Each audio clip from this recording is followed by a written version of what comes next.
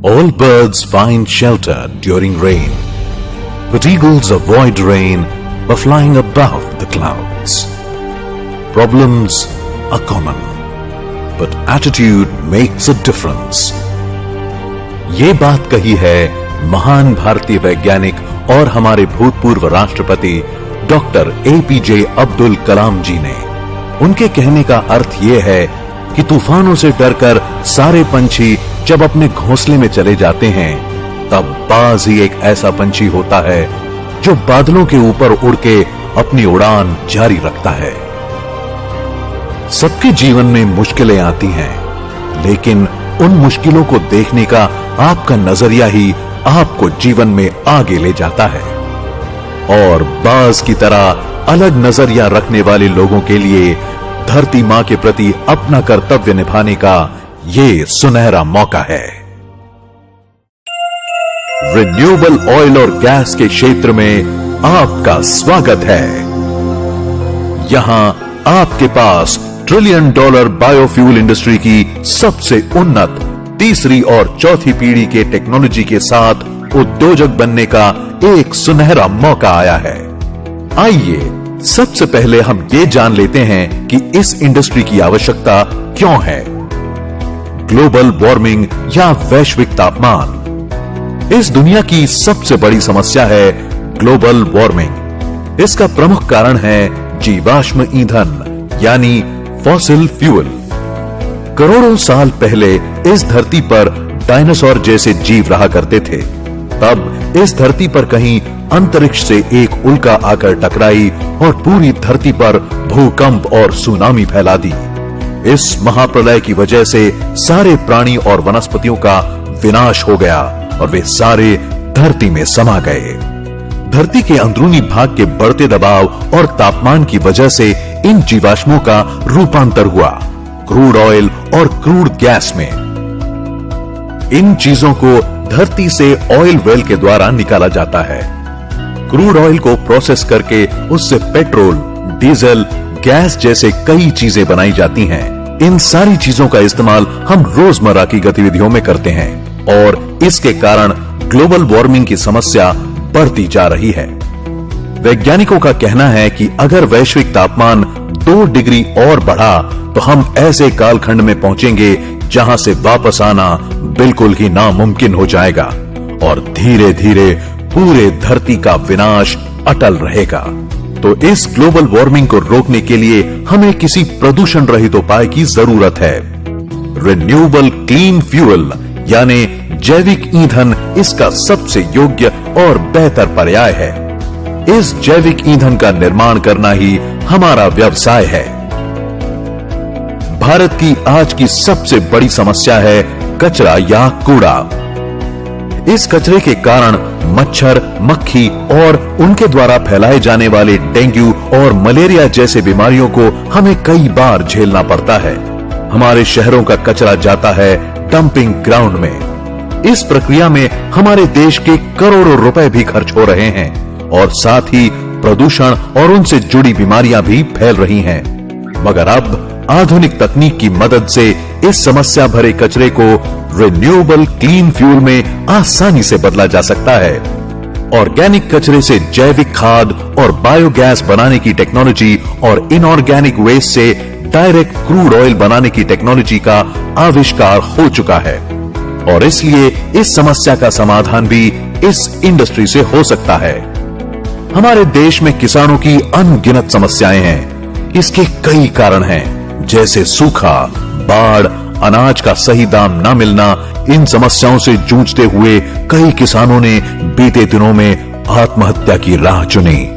आज तक हमारे किसान इस बात से अनजान थे कि उनके पास खेती और अनाज के अलावा भी एक और अमूल्य चीज है। जी हां, रिन्यूएबल एनर्जी का कच्चा माल किसानों के पास ही मिलेगा और इसके कारण आने वाले सालों में किसानों की आय दोगुनी हो जाएगी। इसके साथ ही होने वाले ऑर्गेनिक खेती के कारण हमारे करोड़ों किसानों की अच्छी आमदनी होगी। यही हमारे किसानों की समस्याओं का सही निवारण भी होगा। भारत देश की तीसरी बड़ी समस्या यानी बेरोजगारी है। ये कहीं न कहीं बढ़ती नजर आ रही है। इसका कारण शायद जनसंख्या हो सकती है, लेकिन इसके अलावा सर्विस और निर्माण उद्योग की भी अपनी सीमा है। इन उद्योगों में इतनी क्षमता नहीं है कि सारे लोगों को रोजगार दे सकें। आधुनिक मशीनों की वजह से काम करने वाले लोगों की जरूरत कम महसूस होती है। वहीं दूसरी ओर डिग्री प्राप्त करके लोग नौकरी की तलाश में निकल पड़े हैं। अब हाल ये है कि लोग ज्यादा हैं और नौकरियां कम। इस समस्या का समाधान क्या है? दरअसल हमें चाहिए एक नई इंडस्ट्री, एक नया उद्योग। वो जरूरी इंडस्ट्री रिन्यूएबल फ्यूल इंडस्ट्री होने जा रही है, क्योंकि ये इंडस्ट्री भारत में अभी पूर्ण रूप से विकसित नहीं है और अब इस इंडस्ट्री के कारण भारत में करोड़ों लोगों को रोजगार उपलब्ध होगा और इस उद्योग के कारण हमारे युवा एमबीए, सीए, इंजीनियर, टेक्नीशियन और अनेक मजदूरों को रोजगार मिलेगा। भारत की चौथी समस्या है हमारी आर्थिक स्थिति और विदेशी मुद्राओं का मूल्यांकन। देश की आजादी के समय $1 का मूल्य भारतीय ₹1 हुआ करता था, लेकिन आज की परिस्थिति इतनी बदली है कि $1 का मूल्य आज 70 से 80 भारतीय रुपए हो गए हैं। ये क्यों हुआ? इतना फर्क क्यों? क्योंकि हमारे ईंधन की जरूरत ज्यादा है। हमारी जरूरत का 80% ईंधन हम बाहरी देशों से आयात करते हैं। इसी खरीद में हर साल भारत करीब 8 लाख करोड़ खर्च कर देता है।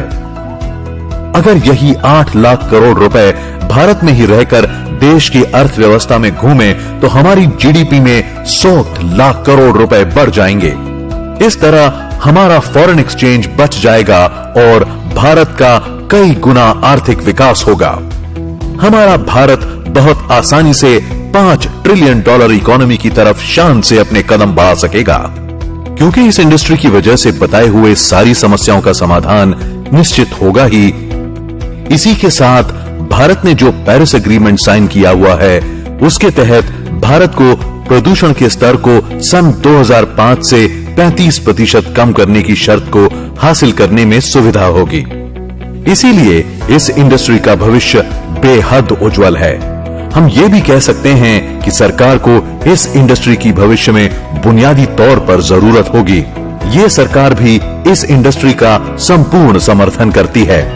हमारे देश में हम लोग 7 लाख करोड़ का ये पेट्रोल डीजल इंपोर्ट करते हैं। ये हमारे देश का किसान तैयार कर सकता है। ये दिल्ली में जो पोल्यूशन होता है, इसका कारण जो राइस स्ट्रॉ है, परली जो जलाते, इसके कारण हो रहा है। अब हमने निर्णय किया है, पेट्रोलियम मंत्री जी ने, अब वो कन्विंस हो गए। मैंने कहा क्यों 70 हजार करोड़ की रिफाइनरी डालते हो, ये किसानों को तैयार करो। और अभी फर्स्ट जनरेशन इथेनॉल यानी मोलाइसेस टू इथेनॉल बनता है। सेकंड जनरेशन इथेनॉल यानी cotton straw, wheat straw, rice straw, bagasse और बांबू, पूरे नॉर्थ ईस्ट में बांबू बढ़ा हुआ है, उससे इथेनॉल बनता है। और थर्ड जनरेशन इथेनॉल यानी कॉर्न, राइस कट, इससे बनता है। अब भारत सरकार ये पॉलिसी बनाई, कैबिनेट के पास आई है। अब इससे एक नया रिवोल्यूशन हो रहा है। अब गेहूं और चावल लगाकर किसानों की तस्वीर नहीं बदल सकती। 1 टन राइस स्ट्रॉ से, परली से 280 लीटर इथेनॉल तैयार होता है। और मैं कोई भी चीज प्रूफ के सिवा बात नहीं करता। मैंने उस दिन नीतीश कुमार मेरे घर पर आए थे, उस दिन बजाज ने एक बाइक, एक ऑटो रिक्शा, एक इलेक्ट्रिक ऑटो मेरे घर पे लाई थी। 100% बायो इथेनॉल पर बाइक चलती है, ऑटो रिक्शा चलता है। और मेरे शहर में 55 एयर कंडीशन बसेस चलती, ग्रीन बसेस, जो ये किसानों के तैयार की। ये बांबू से बनेगा, ये राइस स्ट्रॉ से बनेगा। और ये निर्णय भारत सरकार ने किया है। और अमेरिका, ब्राजील और कनाडा में ये है कि एक ही पेट्रोल, यही टोयोटो, होंडा, फोर्ड, BMW, यही गाड़ियां है वहां। उसमें लिखा है फ्लेक्स इंजन। उसमें आप 100% पेट्रोल डालो या 100% इथेनॉल डालो। अब मैं आपको बता रहा हूं, ये पूरा ethanol, bio CNG, bio diesel, methanol, इसी पर एक बार कभी बैठेंगे, मैं आपको बताऊंगा। हमारे देश के गांवों की हालत ही बदल देगा। जो बगास निकलता है उससे भी इथेनॉल बनता है। अब इसके कारण पूरे कम से कम देश में 5 लाख करोड़ की इन्वेस्टमेंट आ सकती है और 50 लाख ग्रामीण क्षेत्र में युवाओं को रोजगार मिल सकता है। इंडस्ट्री को बढ़ावा देने और इसे मजबूत करने के लिए सरकार ने बायोफ्यूल पॉलिसी 2018 का निर्माण भी किया है। सरकार ये भी चाहती है कि इस देश का उन्नत किसान इस इंडस्ट्री से जुड़े और इसे आगे भी बढ़ाए। आप सभी का इस इंडस्ट्री में मैं Kartik Rawal, SSK Bharat management and media private limited और Meera clean fuels limited Mumbai की तरफ से हार्दिक स्वागत करता हूं। मीरा क्लीन फ्यूल्स लिमिटेड की शुरुआत रिन्यूएबल ऑयल और गैस के सेक्टर में सन 2012 में एक मकसद के साथ हुई और ये मकसद है जानलेवा जीवाश्म ईंधन की प्रतिस्थापना क्लीन फ्यूल से करते हुए अपने धरती की सुरक्षा करना और अपने भारत देश को फिर से एक समृद्ध राष्ट्र बनाना। डॉक्टर श्याम शिवाजी घोलप ये मुंबई के एडिशनल डिप्टी कलेक्टर रह चुके हैं। इन्हें एमबीबीएस डॉक्टरेट की भी पदवी हासिल है। जब डॉक्टर श्याम ने अपनी एमबीबीएस की पढ़ाई पूरी की तब उन्हें ऐसा लगा कि अपने देश के प्रति अपना फर्ज अदा करते हुए कुछ हितकारक कार्य करना चाहिए। इसी उद्देश्य से उन्होंने IAS की तैयारी शुरू की। उस दरमियान एक सेमिनार में उनका संपर्क हमारे देश के महामहिम भूतपूर्व राष्ट्रपति डॉक्टर APJ अब्दुल कलाम और उनके वैज्ञानिकों से हुई। वहां उस समय रिन्यूएबल क्लीन फ्यूल के बारे में जो कुछ कहा गया उससे डॉक्टर श्याम को ऐसा लगा कि यही मेरे जीवन का लक्ष्य है। तब से लेकर आज तक अपने जीवन के लगभग 20 साल उन्होंने इसी विषय पर काम करने के लिए न्योछावर कर दिए। उन्हें बेहद अच्छे से ज्ञात है कि इस इंडस्ट्री को आगे कैसे बढ़ाया जा सकता है और उन्होंने इस कंपनी का नाम अपनी माताजी श्रीमती मीरा शिवाजी घोलप के नाम से मीरा क्लीन फ्यूल्स लिमिटेड रखा है। इस कंपनी के और 2 काबिल डायरेक्टर हैं, डॉक्टर लावेश जाधव जो कि एमबीबीएस डॉक्टर और डॉक्टर श्याम के बचपन के मित्र हैं। दूसरे डायरेक्टर हैं मिस प्राची ढोले जो कि केमिकल इंजीनियरिंग में गोल्ड मेडलिस्ट हैं। महाराष्ट्र में श्री विलासराव देशमुख जी के मुख्यमंत्री कार्यकाल में बायोफ्यूल नामक हमारे प्रोडक्ट की ट्रायल की गई थी। सीधे शब्दों में कहें तो हमारे वैज्ञानिकों द्वारा बनाई गई उम्दा टेक्नोलॉजी ही हमारी शक्ति है। डॉक्टर श्याम मध्यम वर्गीय परिवार से हैं। बचपन से ही उनका झुकाव पढ़ाई और उन्नत भविष्य की ओर ज्यादा था। इन्हें देश के किसानों और गरीबों के लिए कुछ अच्छा और भरोसेमंद करना था, इसलिए उन सबको इस इंडस्ट्री से जोड़ने की योजना बनाई। इस कार्य की प्रेरणा उन्होंने अमूल मॉडल से ली। आप सभी को ज्ञात होगा कि जब हमारे देश में दूध का उत्पादन कम था तब हमें दूध का पाउडर बाहरी देशों से आयात करना पड़ता था। इस समस्या से निजात पाने की बड़ी कोशिश सरकार ने की। इस मामले में उन्होंने दुनिया की बड़ी कंपनी नेस्ले की भी मदद लेने की कोशिश की। उस समय एक ऐसे व्यक्ति थे जिन्होंने लाखों किसानों को जोड़कर गाय और भैंसे खरीदने के लिए आसान कर्ज की व्यवस्था करवाई। प्रक्रिया में आगे उन किसानों से वही दूध लेकर उस दूध को प्रोसेस और पैकेज करवा के बेचने की सुविधा भी उपलब्ध करवाई और हम दूध के क्षेत्र में आत्मनिर्भर हुए। इस क्रांतिकारी योजना को व्हाइट रेवोल्यूशन या मिल्क रेवोल्यूशन कहा जाता है। अमूल मॉडल का विस्तारित नाम आनंद मिल्क यूनियन लिमिटेड है, जिसके जनक थे डॉक्टर वर्गीस कुरियन। ये एक कोऑपरेटिव मॉडल था। डॉक्टर श्याम ने इसी कार्यक्षम योजना का उपयोग लोगों को इस मिशन से जोड़ने के लिए किया। अमूल मॉडल एक कोऑपरेटिव मॉडल था। उसी तरह MCL मॉडल कॉर्पोरेट का कोऑपरेटिव मॉडल है। इस मॉडल के द्वारा रिन्यूएबल ऑयल और गैस के क्षेत्र में आम जनता के लिए उद्योजक बनने का एक अवसर आया है। MCL के पास अपने भारतीय वैज्ञानिकों के द्वारा विकसित विश्व की सबसे आधुनिक 4 स्टेज डाइजेस्टर टेक्नोलॉजी उपलब्ध है। इस टेक्नोलॉजी को लेकर MCL भारत भर हर तहसील में एक प्रोजेक्ट लगाने जा रहा है। इस प्रोजेक्ट का नाम है MCL बायोफ्यूल एस्टेट। इस परियोजना में खेती के वेस्ट जैसे पराली और बाकी उत्पाद organic waste, kitchen waste, hotel waste इत्यादि का रॉ मटेरियल की तौर पर इस्तेमाल किया जाता है, मगर ये सारा वेस्ट आवश्यक मात्रा में उपलब्ध होना बड़ा कठिन है।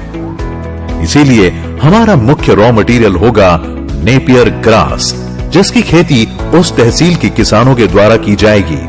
एक साल में 1 एकड़ पर 150 से 250 टन नेपियर घास उगाई जा सकती है। इसे एक बार लगाने के बाद फिर 5 से 8 साल तक वापस नहीं लगाना पड़ता है। पहली कटाई 3 महीने बाद और फिर हर 1.5 से 2 महीने में कटाई की जा सकती है। यह हमारा मुख्य रॉ मटेरियल होगा। इसके कारण कई किसानों को लाभ होगा। हमारे देश में पेस्टिसाइड, यूरिया जैसे अनेक केमिकल की मदद से खेती की जाती है। इन केमिकल की वजह से हमारे जमीनों की उत्पाद क्षमता बेहद घटी है तथा इन केमिकल के कारण कैंसर जैसी बीमारियां आज घर घर में फैली हैं। इस समस्या का समाधान करते हुए MCL हर तहसील में ऑर्गेनिक खेती को प्रोत्साहन देना चाहती है। खेती के लिए उपयुक्त जैविक खाद, बीज और जैविक पेस्टिसाइड ये किसानों को MCL के द्वारा दिया जाएगा। इतना ही नहीं बल्कि किसानों के द्वारा किए गए उत्पादों को MCL द्वारा मार्केटिंग करने की व्यवस्था भी की जाएगी। MCL द्वारा लगाए जाने वाले बायोफ्यूल फैक्ट्री में रोजाना 10 टन बायो CNG और 15 टन खाद का निर्माण किया जाएगा। इस फैक्ट्री की सालाना आय 10 करोड़ से अधिक आंकी जा रही है। MCL का मकसद है सामान्य जनता की आय बढ़ाना। इसीलिए इस प्रोजेक्ट में उस तहसील के किसी व्यक्ति को 10% का पार्टनर बनने का मौका दिया जाता है। इस कार्य के लिए लगने वाली टेक्नोलॉजी और फाइनेंस की व्यवस्था MCL के द्वारा की जाती है। इस फैक्ट्री में हिस्सेदार होने के इच्छुक व्यक्ति को 4 कार्य करने होते हैं। जिस व्यक्ति को MCL में पार्टनरशिप लेनी हो, उन्हें कंपनी में 10 लाख रुपए जॉइंट वेंचर के रूप में जमा करने होंगे। वे चाहें तो उन पैसों के बदले MCL के प्रमोटर कोटा शेयर भी ले सकते हैं।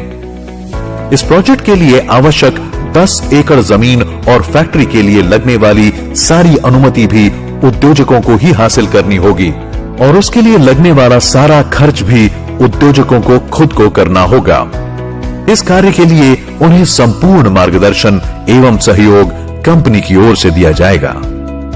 क्योंकि कंपनी का मूल उद्देश्य हमारे किसानों का जीवन स्तर सुधारना है, इसलिए हमारे तालुका उद्योजक को इस तहसील में एक FPO यानी फार्मर प्रोड्यूसर ऑर्गेनाइजेशन, जिसे हम MPO मतलब MCL प्रोड्यूसर ऑर्गेनाइजेशन कहते हैं, ये स्थापित कर उसमें 10,000 किसानों को शामिल कर उन्हें सक्रिय करना होगा।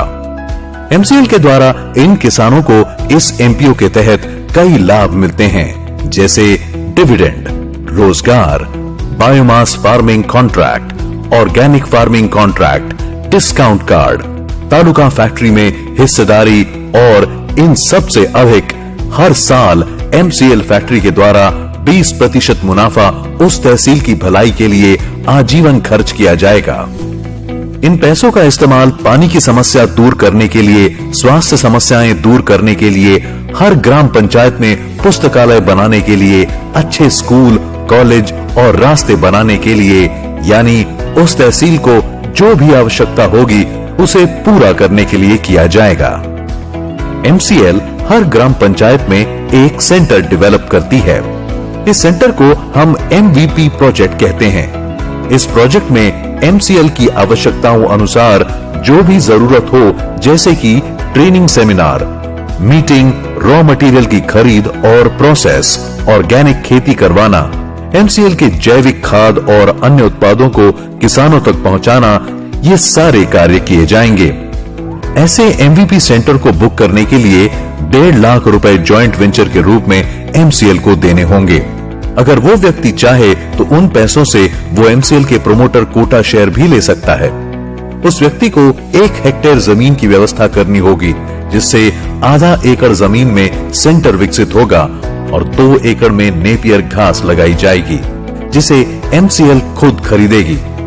इसके अलावा इस सेंटर पे आधे एकड़ जमीन का तार कंपाउंड ग्राम पंचायत की NOC बिजली और पानी की व्यवस्था उसे करनी होगी।